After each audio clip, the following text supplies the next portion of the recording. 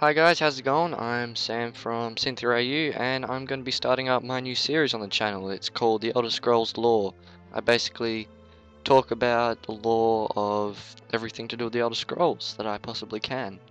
And I've been playing Elder Scrolls since Morrowind. I've played Daggerfall, but I wasn't born when Daggerfall came out, so I couldn't be playing it since then.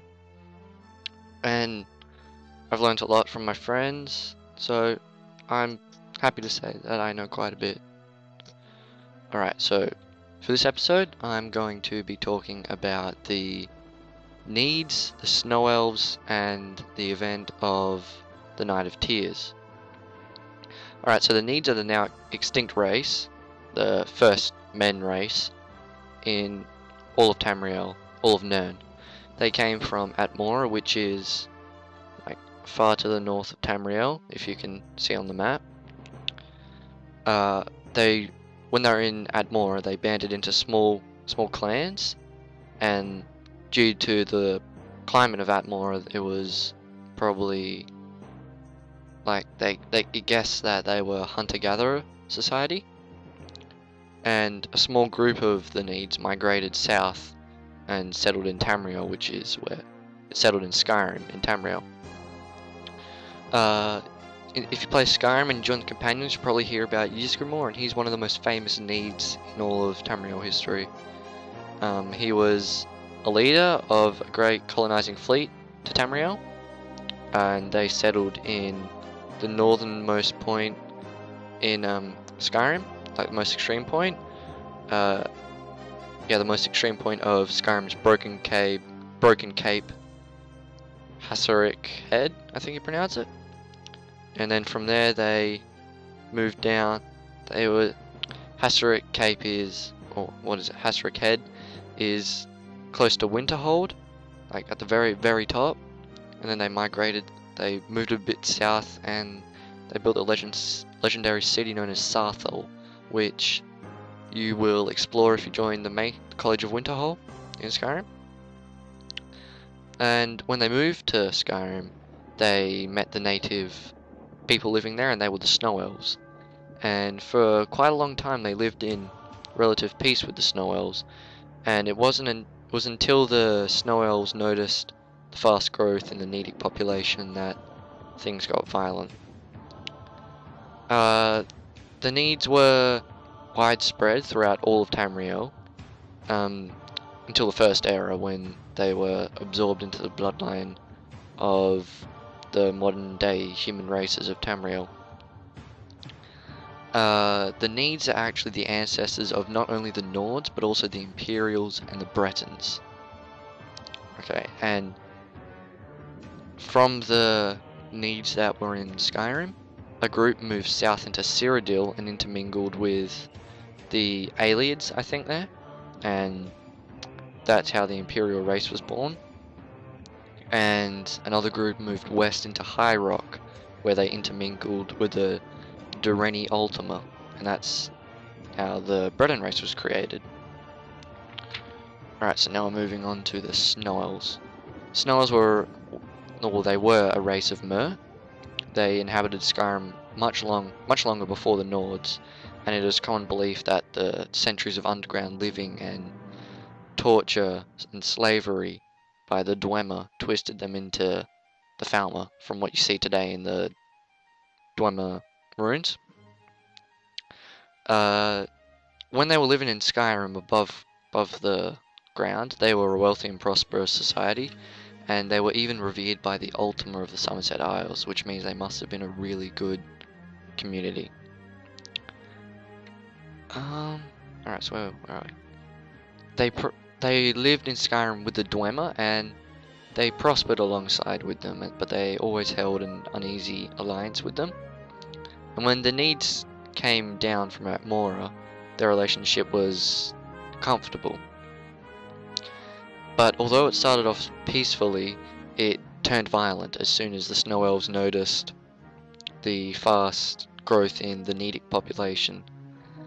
And even though they lived shorter lives, the population grew more rapidly than they would have expected, and so the event of the Night of Tears began. During the first era, they erected monuments and shrines around their homes dedicated to the elven gods. The main god that is focused by Snow Elves is Oriel, also known as Akatosh. You learn more about that in the Dawnguard expansion pack. The Chantry of Oriel, which is to the far west of Skyrim, as you'll know if you play the Dawnguard expansion pack, was the epicenter of the whole Snow Elven religion, and it was also the last safe haven after the Nedes attacked them. Alright, Night of Tears took place in the late Merethic era, which is Meretha, I think it's called, is what the Atmorans or Needs named Skyrim because of the presence of the Snow Elves. It's what they call the elves. And the two most prominent people in the Night of Tears was Ysgramor and the Snow Prince. And we'll talk about Snow Prince a bit later. The Night of Tears began when invading forces of the elves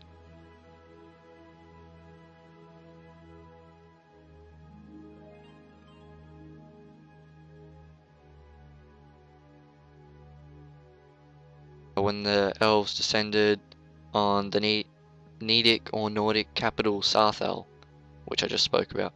The city itself was burnt to the ground, and originally it was believed that the elves attacked due to the human population growing too rapidly, but it speculated that when the Atmorans originally built Sarthel, they found a source of great power underneath it, and they attempted to keep it buried. But the Snow Elves soon found this out and they wanted it for themselves, so they attacked Sarthel. And after it was razed, only Ysgramor and his two sons, Ingul and Ilgar, survived, and they fled back to Atmora. They later returned with the army of the 500 companions, which you hear about if you join the companions in Skyrim, and they had one goal in mind, which was to avenge their fallen kin. They led a reprisal campaign against the elvish population in Skyrim, and the city of Sarthel was later retaken and rebuilt. Ysgramor and his armies hunted the Snow Elves and other Mura like that inhabited Skyrim, and made it possible for the rise of men and eventually establishing the First Empire. After Ysgramor conquered Skyrim and from the Snow Elves, and there were no Snow Elves left in Skyrim, the remaining survivors fled to the island of Solstheim, where the Battle of Mosring took place, and you'll know about Solstheim if you play the Dragonborn DLC. But I don't want to give away too many spoilers because the PC community has not played that yet. So the Battle of Mosring was considered the last between the ancient Nordic armies of Ysgramor and the armies of the Snow Elves.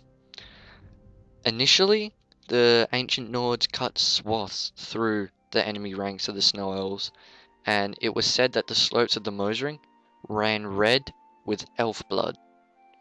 But soon the tides turned when the Snow Prince rode in on a brilliant steed of pallid white during the battle, and it was said that his spear and armor bore the radiant glow of unknown magicka, and it was he that inspired great hope and I forgot the word, just great hope in the last remaining Snow Elf armies. He fought fiercely and seemed to control the powers of the ice and snow itself.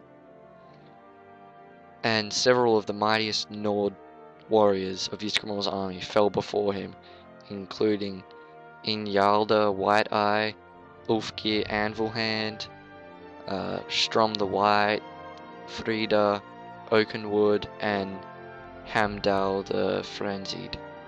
And it looked like the tides of the battle had actually turned in the Snow Elves' favour. But the war came to an end when a 12-year-old girl named Fina watched the Snow Prince kill her mother. in a state of rage and how upset she was from seeing her mother die, she actually picked up her mother's sword and threw it at the Snow Prince, and it struck him in the breast and killed him. And because of that, the hopes were shattered. The spirits were shattered of the remaining Snow Elves. Some remained on the battlefield, but they were just killed by Ysgramor's army. But the majority of them fled, and I'm guessing they fled to the what is it? The Chantry of Auriel.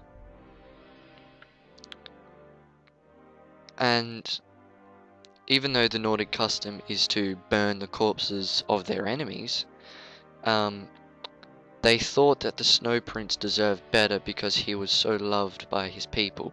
So a Nord chieftain actually decided that to honor him, he would have his body wrapped in fine linen with his spear and armor in a freshly dug barrow, which was later named Yolgir Barrow.